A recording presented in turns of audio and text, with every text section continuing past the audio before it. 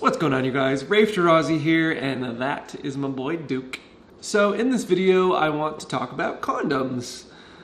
Recently, I was with my friends over at AIDS Healthcare Foundation. We had a little meeting and we were talking about ideas for videos, and one of the topics that came up was condoms, and just the whole idea of why people don't use condoms, and not coming from a place of judgment or bias, but just really like wanting to know and think about and start a conversation about what it is about condoms that people tend to not use them. And I think it's multifaceted. I think there's so many reasons for it, but I just kind of wanted to like do a general like touch on it and kind of maybe start a conversation about it. And it made me really think about my own condom usage or lack thereof, and what the reasons are, what the psychology is about it. And of course, I'm diagnosed with HIV, and that isn't to say necessarily that I got HIV because I was carelessly having sex without condoms, because it very well may have been transmitted to me while I was in the middle of a committed monogamous relationship for years. So I don't really know the answer to that, but regardless, before that relationship, I was having unprotected sex, and not doing so in the structure of a monogamous committed relationship. So, and it's like, why wasn't I using condoms then? And what are all the reasons and stuff like that. So I kind of wanted to get into that with you guys today, and also see what you guys think too. First of all, I want to say that this video is made possible because of my partnership with AIDS Healthcare Foundation, and they have been so gracious, and I'm so humbled to be able to work with them and for them to help me have the opportunity to be able to create even more content that I was creating before. They're literally financially helping me be able to do that, so I owe them a huge thank you. And with that said, I want to say that AIDS Healthcare Foundation provides a ton of free condoms. They have it at their wellness centers, their pharmacies, any of their HIV testing vans, and also Out of the Closet, if you're not aware, is a thrift store, and it's owned by AHF, and they also offer free condoms there. So there's lots of great opportunities to get condoms from them worldwide at any of their locations. So in one of their recent blog posts done by my friend Avery, she referenced a study that was published in the Journal of Sex Research. Lots of interesting findings. So they interviewed people and got their feedback, and it was split into 3 categories. I believe it was men who have sex with women, women who have sex with men, and men who have sex with men, and asking them questions regarding condom use. So as a result of this study, they were able to see that men who have sex with men and women who have sex with men were more likely to forgo a condom when they felt like there was the potential for a relationship with this new partner.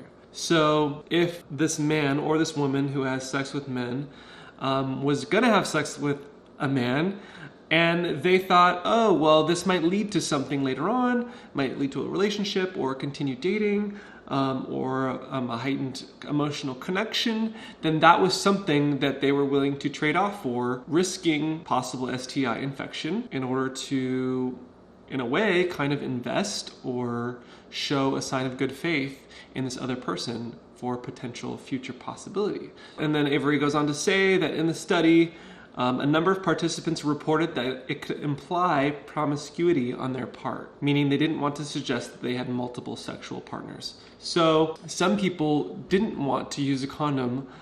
Ironically, it's interesting the way that psychology works, because they didn't want to show that they were promiscuous, so they're like, I'm willing to not use a condom because that proves that I don't sleep around and it's not risky to have sex with me. Does that make sense? Like, say I'm gonna have sex with you. Don't get excited. I'm gonna have sex with you, and I'm saying, well, honestly, so-and-so, you don't need to use a condom with me, it's fine, because I don't have sex. I don't hook up. So we're cool. You don't have to worry about STIs or anything like that from me. Do you get how, like, I'm trying to use the fact that we don't need a condom because I'm not promiscuous? So I get that. I get how in the study some people think that by saying you don't need to use a condom with me, they're kind of like letting the other person know, hey, like, I'm not promiscuous. It's all good. No worries.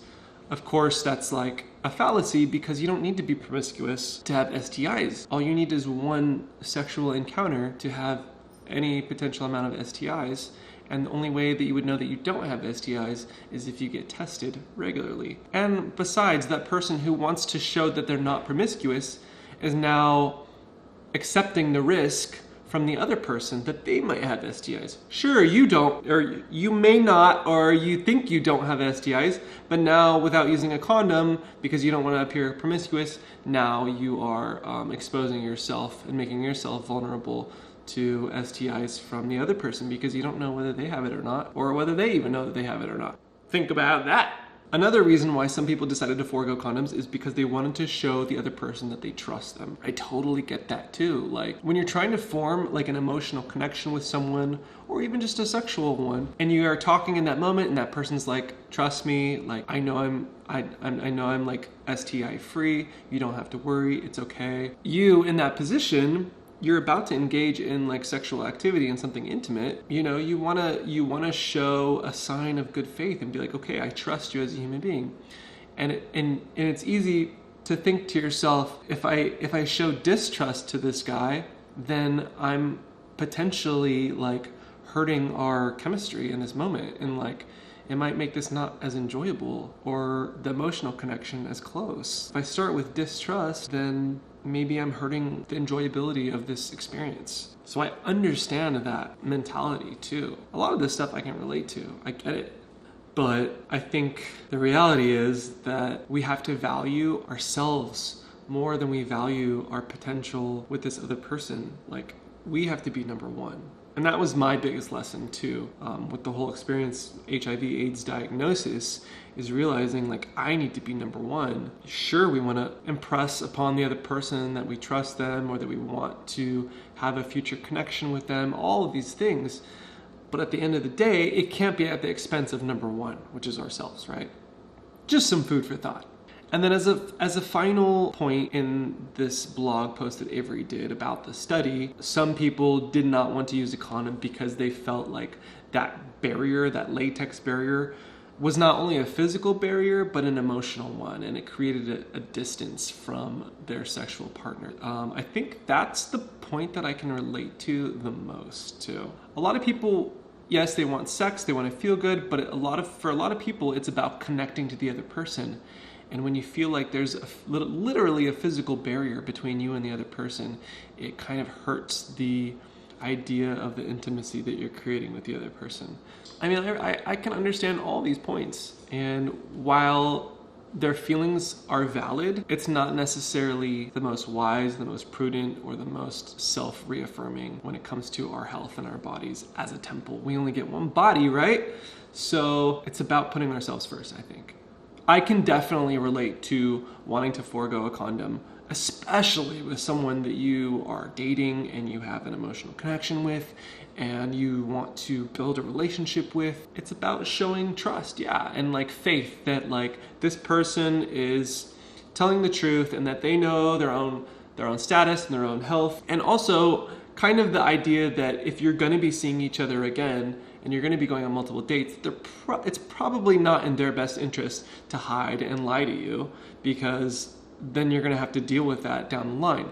Whether that's true, I don't know. Some people are willing to forego, like say I'm some guy that you're dating and like, yes, I'm interested in you, and yes, we're going to keep dating, and yes, we're going to keep having sex, and I'm aware of that. However, I know that I have an STI, or I know that I potentially have STIs because I've had a few sexual encounters and I haven't been tested. I'm more afraid of losing you, so I'm willing to just say, oh yeah, it's fine. Even if, say a week from now, 2 weeks from now, you get tested, I get tested, find out I did have an STI and I transmitted it to you. I'm willing to deal with those repercussions in the future, because right now, I'm too afraid of losing the potential of us right now. And if I were to get tested and I tell you that before we get intimate and you are turned off by that and you don't want to date me anymore, then, well, there goes that opportunity. Now, I'm not saying that is a healthy mindset. In fact, I think that's the opposite of a healthy mindset. My point is that there are people out there who are gonna rationalize in that way and are willing to be a little shady in order to save face in the moment and just deal with the repercussions of being slightly dishonest or lying later on. And so my mindset in thinking, oh, well, of course this person's going to be honest because we're trying to create a relationship, isn't necessarily true. And so that's a way of thinking that I feel like I've kind of dropped the ball and kind of it was kind of a dangerous way for me to think for myself. Also, I remember especially really when I was younger, you know, I was a late bloomer as far as like losing my virginity. I don't think I lost my virginity until I was 22, believe it or not. I didn't have sex until I was 22. I've never had sex with a woman, but I had sex with a guy for the first time at 22.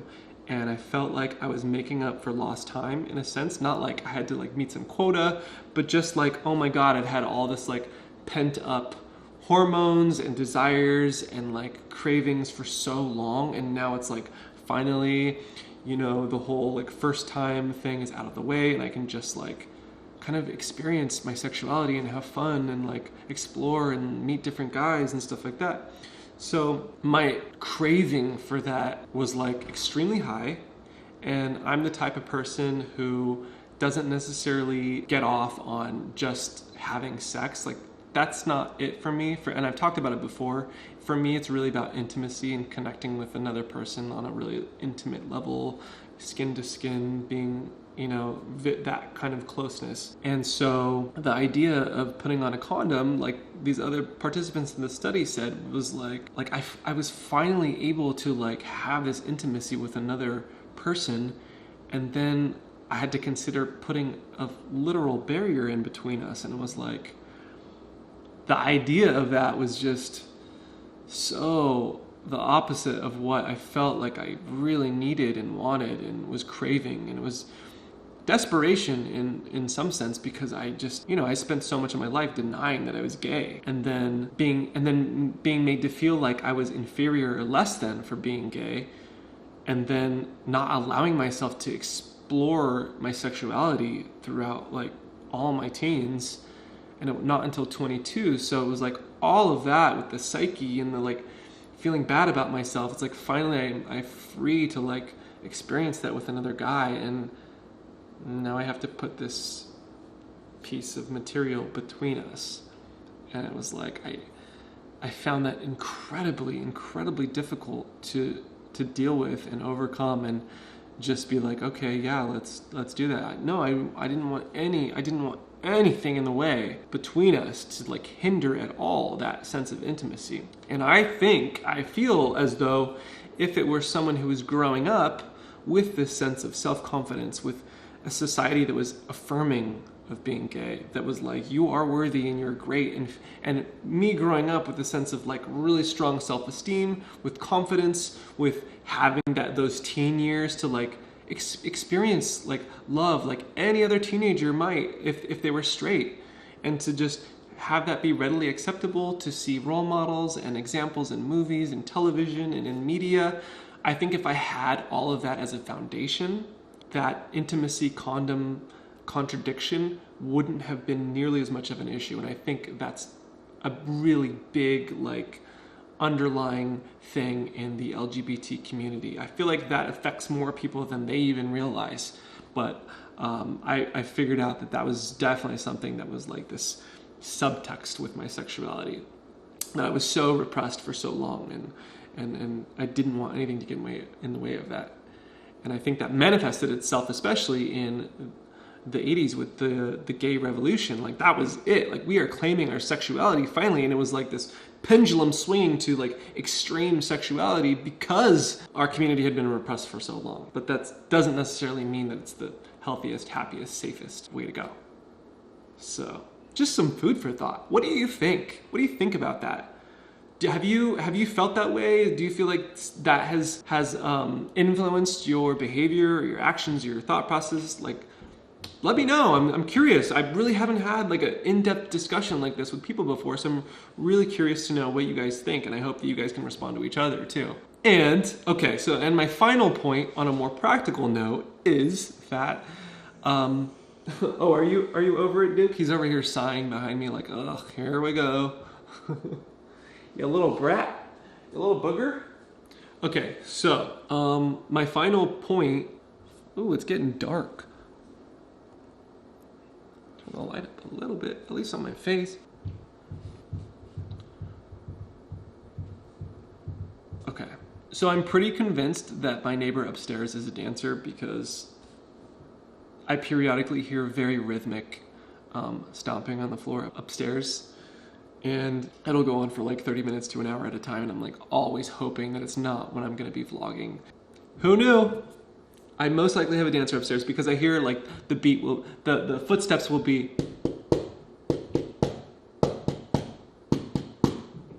and then I'll hear like thump, thump, thump, thump, thump, thump, like they're walking across the floor, and then again, I'm almost certain that this person is a dancer and they're rehearsing. In dance class, we used to do like, it's called across the floor, where you go from one side of the room and then you practice this one movement over and over and over across the floor, and then you go back and then you practice it again, and then you go back and practice it again, and I can literally hear this person like doing this same like rhythmic stepping motion across the room, and then I can hear them stomp back and then across the room. So I'm like pretty sure that I have a dancer living above me. I don't know how that worked out, but you know, c'est la vie. Anyway, most dancers don't rehearse 24/7, so I think I'll be able to work this out as long as I make sure I have enough time to like video and like at another point in the day if they happen to be practicing their dance moves. Anyway, so my point was, my final point, on a practical level, condoms create a lot more friction. I hope you guys can hear this so I don't just seem like I'm crazy here. Like, that's loud, right? Condoms create friction, and that hurts. And it tends to be uncomfortable for me, and it's definitely more uncomfortable than not using a condom. So, and not just friction from the condom itself, but like if there are folds in the condom at all, even just a little bit, I can feel those, and it's actually can be painful for me. I'm gonna address the elephant in the room. I am tight down there, so I'm pretty, and it's a very sensitive area. So those things combined, being tight down there and sensitive, it makes it can a lot of times be unenjoyable to use a condom despite using a lot of lube, or at least more unenjoyable than without the condom, because it just is more friction that doesn't feel good, and also with like any kind of folds in the, or if there's any part of the condom that's sort of loose and that crinkles up and rubs, and that, ow, no good. In conclusion, for me personally, I definitely think there's an absolute value in using condoms. I would say in my own use, if I am in a relationship, or I am committed to someone, or I am exclusively dating someone, I know I'm not going to use a condom. It's just not going to happen. If I decide to have a random hookup with someone that I don't know, or don't know hardly at all, then I definitely am making it a priority for myself to use a condom and just do it.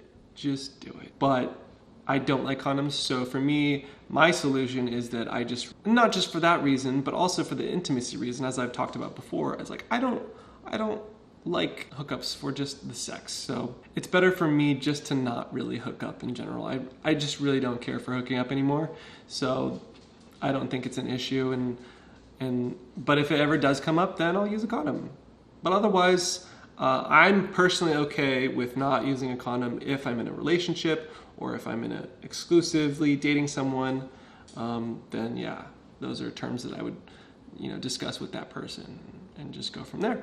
So anyway, I just wanted to kind of flesh that conversation out a little bit and talk about some things that I've never really had the opportunity to discuss with anybody, and I'm curious to know what you guys have to say about that. So let me know in the comments below, and I will see you guys soon. Deuces.